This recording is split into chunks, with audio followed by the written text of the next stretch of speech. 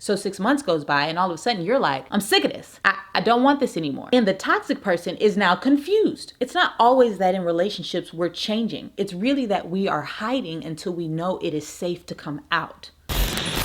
Sometimes we think that showing up as our most authentic self is only relevant in healthy relationships. And in toxic interactions, we shrink back and we go the other direction. Not true. Even in conflict, in hard spaces, in intention, showing up is necessary. Probably even more so. But you can only do that if you know who you are. Because when we don't know who we are, we pretend. On the front end, you don't let them see your whole self, and that person falls for pieces of you, or for the person that you've pretended to be. So now your most authentic self starts to show up and they're like, wait a minute, I'm seeing parts of you that I didn't see before. I'm seeing a version of you that I didn't see before. So now the real you feels rejected, and the real you is being rejected to some degree. However, the person wasn't given the opportunity to see your most authentic self on the front end. They were given the opportunity to see someone else, and they fell for that person. In love, we must show up as our most authentic self. Rejection is always hard, but it's even harder after there's been investment,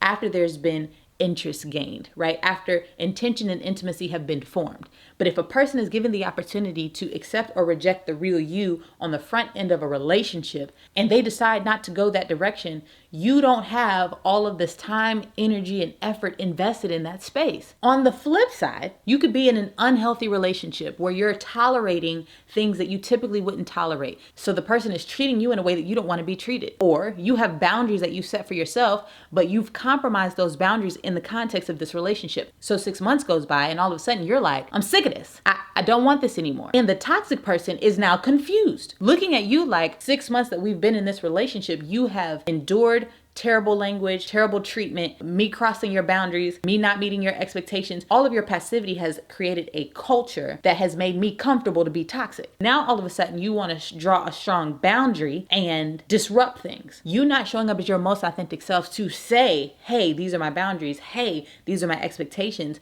creates a false narrative in the other person's mind that will eventually blow up. It's not always that in relationships we're changing. It's really that we are hiding until we know it is safe to come out. We don't want to show up as our most authentic self if we are not certain that the person on the other side will accept us, will embrace us, will love us for who we truly are.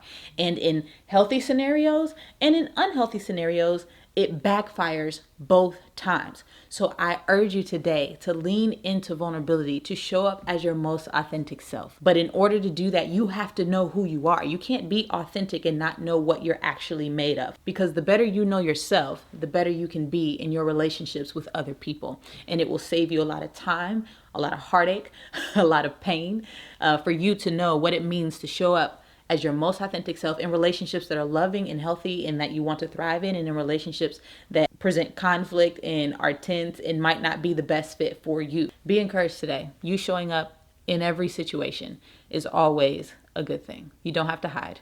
It is safe to come out. I love you guys. I want you to remember it's not a hard conversation. It's a heart conversation. Peace.